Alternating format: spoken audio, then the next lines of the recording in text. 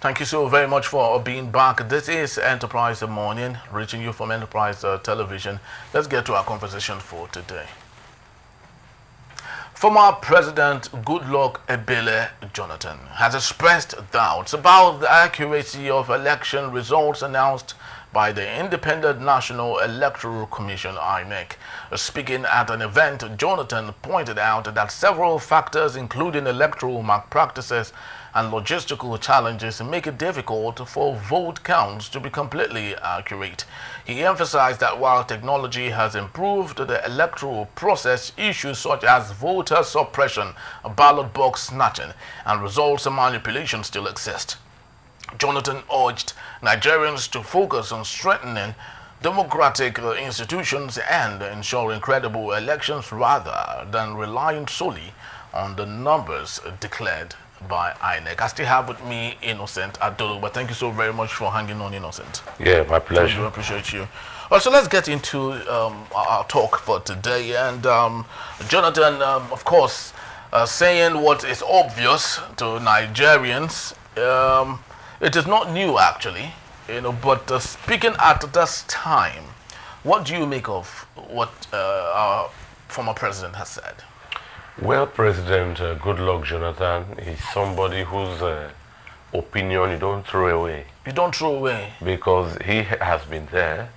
He has been a local government chairman, he has been a governor, and then a president. So we could say here that he is abreast with electoral processes, including the electoral umpire, the Independent National Electoral Commission. Don't forget, President Goodluck Jonathan is also a lecturer, so he must have some of his information well archived.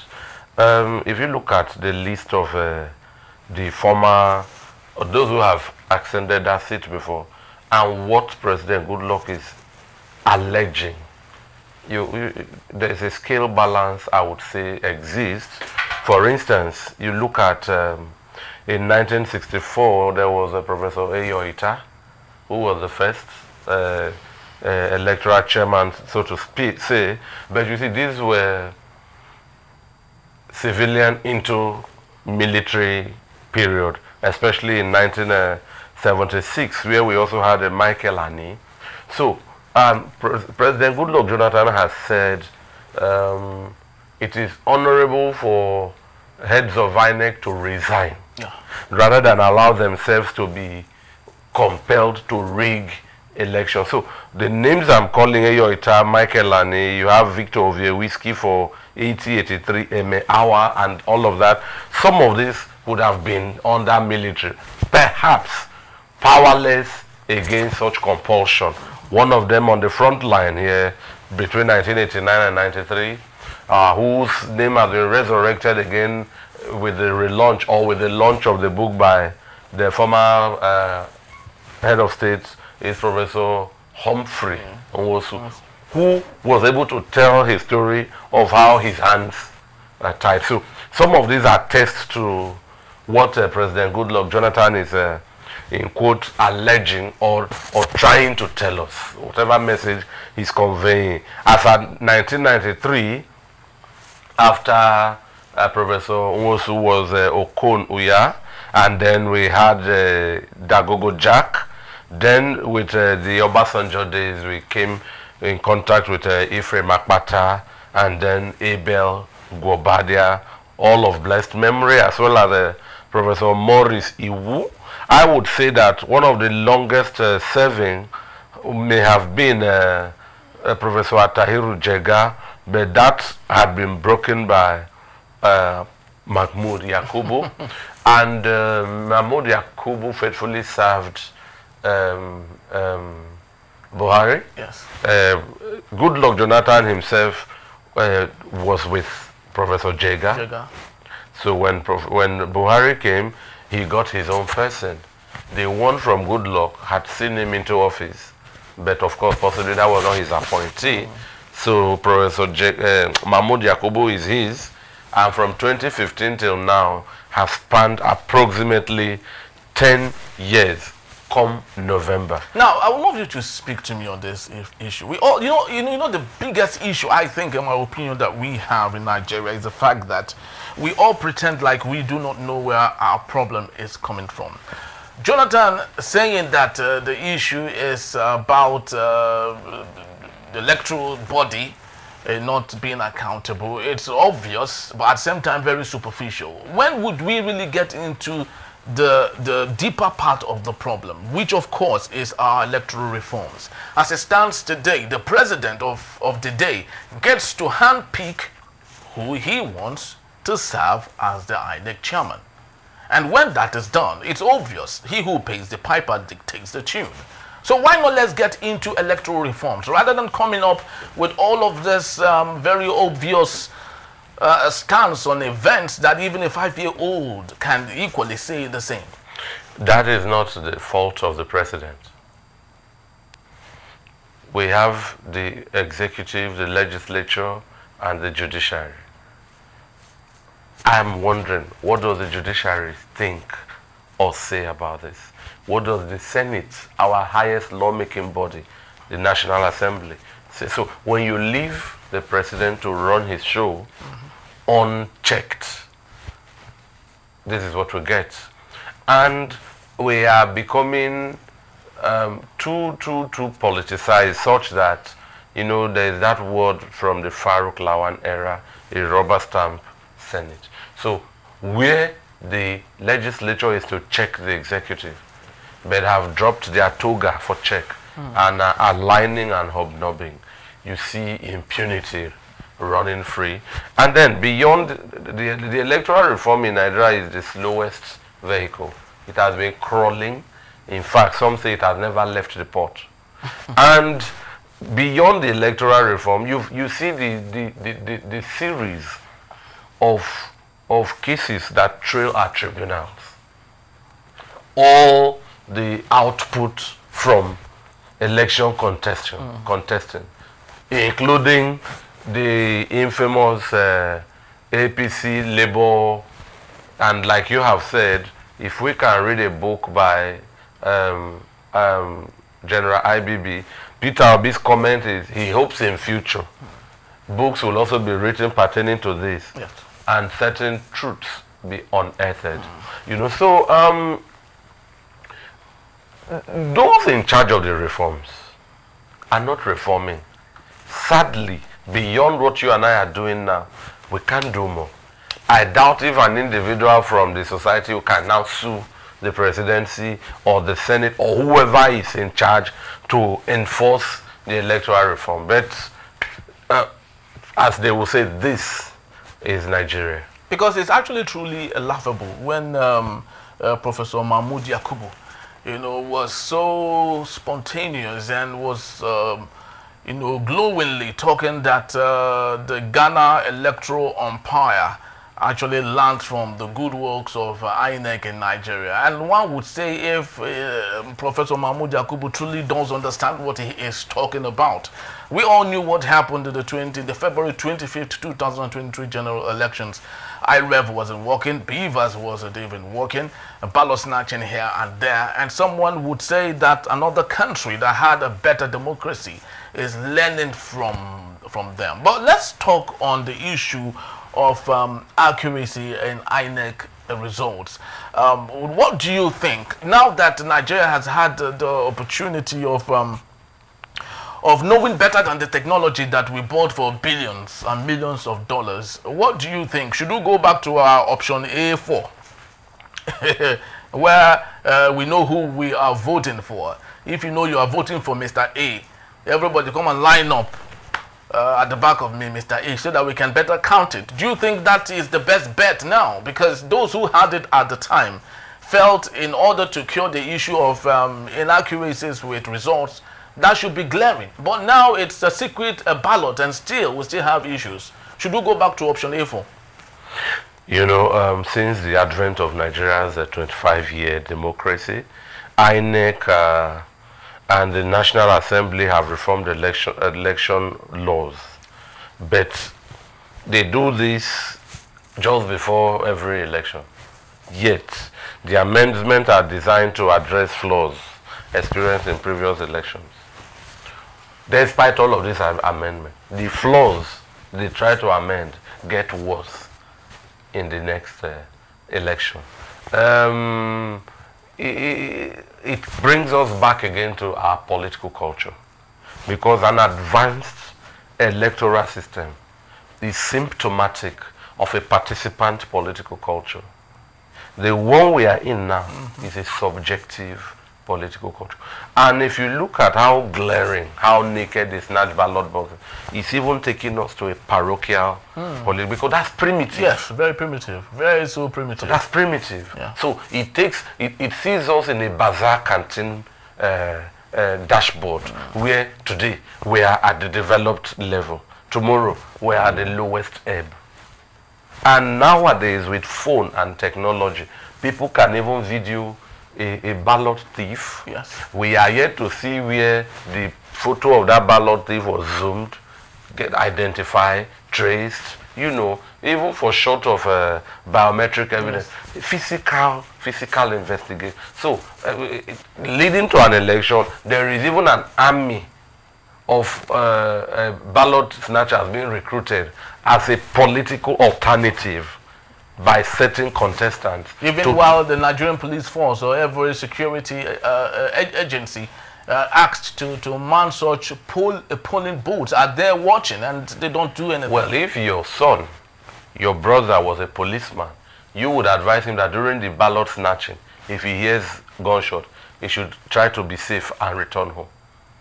Because these people snatching ballots also have superior firepower. So it's a quagmire. It's hydra-headed.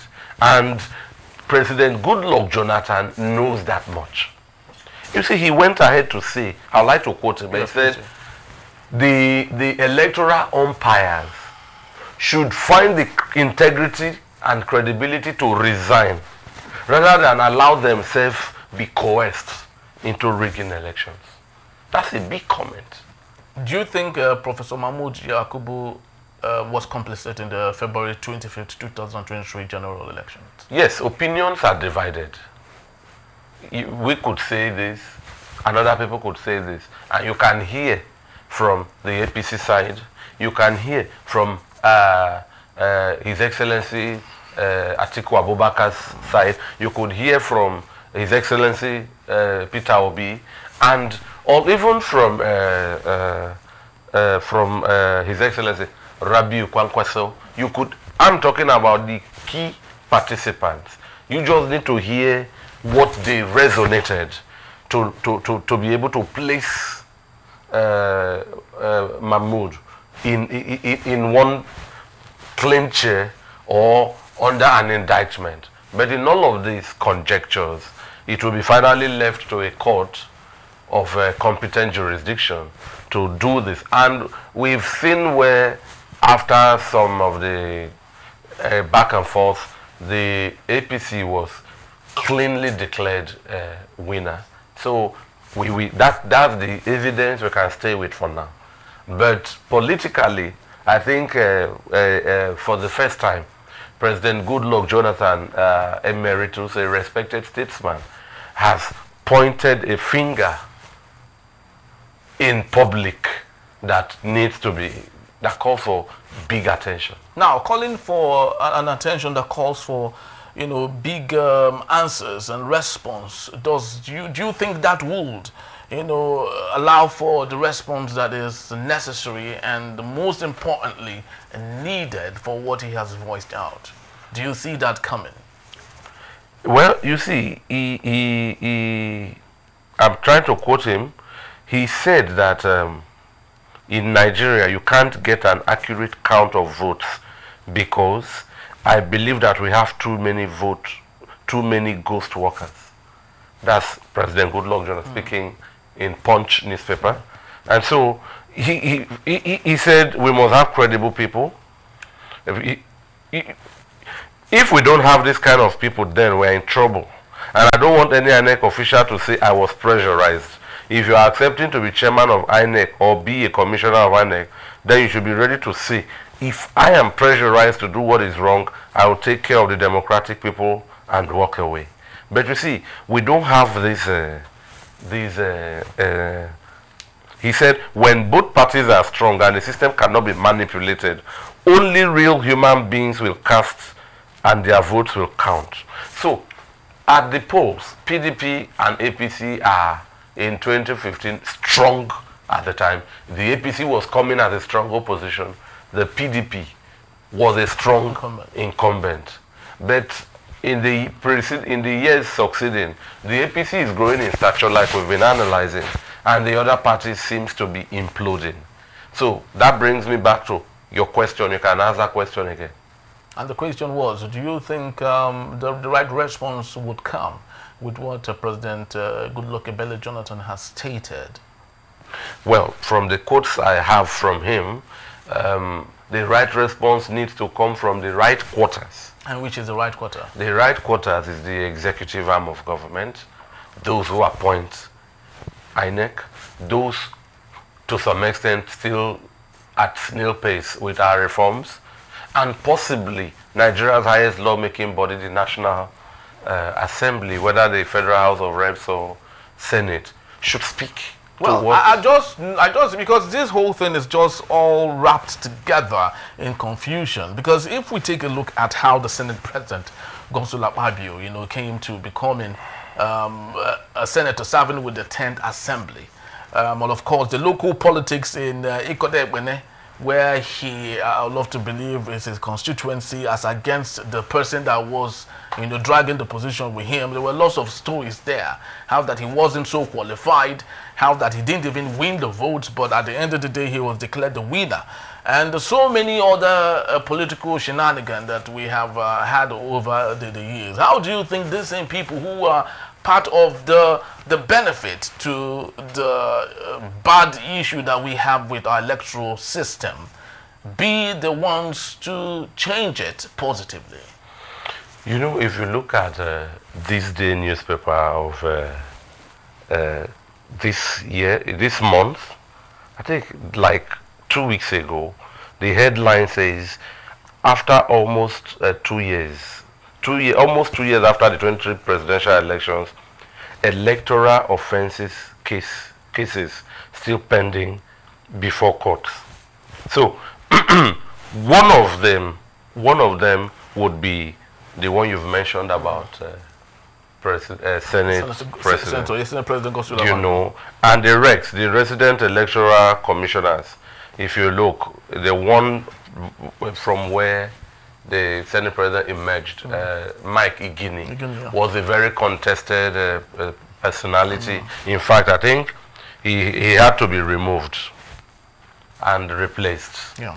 So it's difficult, Henry, and that all of these are the underlying issues in the political space that gives credence or power to a party dominance. Because eventually, when the birds come home to roost, it is how many seats a party has that gives them that stature. If you go to the National Assembly now, the APC is in the majority. The Senate President is one of them. If that question of yours didn't favor him, like he lost, he won't be a senator. He won't be a Senate President. Yes. The APC will be one seat less. So these are all calculations, not just the APC. Among the PDP, among the Labour, every party are planning when you hear there is a ballot thief, it's not a party thing. It's not a party thing. It's not a one party thing. It's an all party thing. Okay. For instance, the APC is about 10 years old in government. Yes. Ballot snatching preceded them. Very well. So it's not an APC offense alone. I mean, the records are there. So, and I don't have any evidence if Labour Party, for instance, snatched or did not snatch ballots. So when I say not a party, it's not peculiar to just a political party. Is that win at all cost mentality? Because some of the human beings in the PDP are now in the APC. Yeah, of course, yeah. Some of the human beings in the APC are in PDP. So it's a win at all cost mentality. I don't think it's a party label. I don't think it's a party label. But if my own point is, if somebody like a former president, you know the status, the majesty, the grace of the office of a former president, a former democratically elected president. So this kind of comment is a big indictment already on Professor Mahmood. Yes. It's a big indictment on the Inspector General of Police. It's a big indictment on President Bola Ahmed Tinubu. It's a big indictment on the National Assembly. If you ask me, by extension, the judiciary, yes, to prove otherwise that Dr. Ebele Jonathan is wrong. We should hear a counter comment. These are what feeds the hope of the masses. All of these are embedded in political socialization, and the masses get educated, especially leading to further elections. I don't think Dr. Ebele Goodluck Jonathan is a rabble-rouser who wakes up to throw... No. So I will be happy if some of these things, like I've listed, happen, and the masses get to be the better for it. Possibly, this could, between now and 2027, trigger the right electoral reforms or improvements in the reform. It could be a continuum, but at least from where we stand, there are improvements in reforms. And that comment would have carried weight because it made certain things to take place. Very, very true. You know, it's often said that in any transparent electoral system, Tom Stoppard did say, it is not the voting that is democracy, rather the counting. So the process of spending so much, billions of naira, millions of dollars in ensuring that INEC does its work, that is not democracy. What is democracy here, ladies and gentlemen, is an efficient, accurate counting of the results. Because if we sincerely do want Nigeria to be amongst the list of global leaders in the world, then it starts from our electoral system. We cannot have round pegs on square holes and we expect them to work. It would never work, because when the head is rotten, the whole body speaks in tandem with it. That is the truth, and that is the reality. For us to see ourselves compete globally, we must have good leaders, elected, duly elected, through a seamless and an accurate process. I love to believe you buy my end statement. Oh, that's accurate. I just looked here where Professor Mahmood himself said that there are 774 alleged offenders from the 2023 general elections who are being prosecuted, and that number are the pending cases.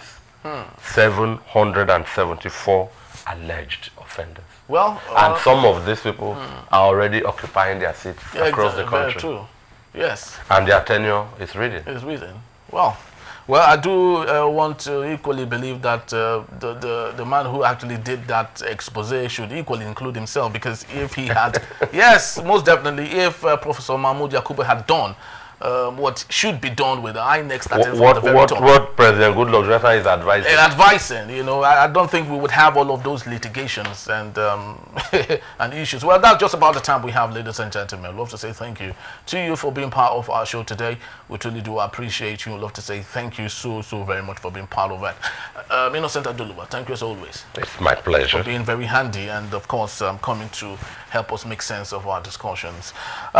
We have to go, ladies and gentlemen, but just before we do that, please do well to visit us. You can always find and reach us at enterprisetvnews.com. You may equally like, comment, and follow us on all our social media platforms at Enterprise TV7. I am Henry Igwebike.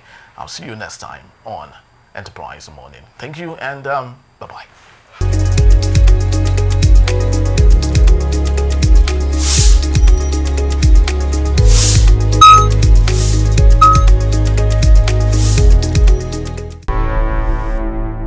Enterprise TV, a tradition of truth.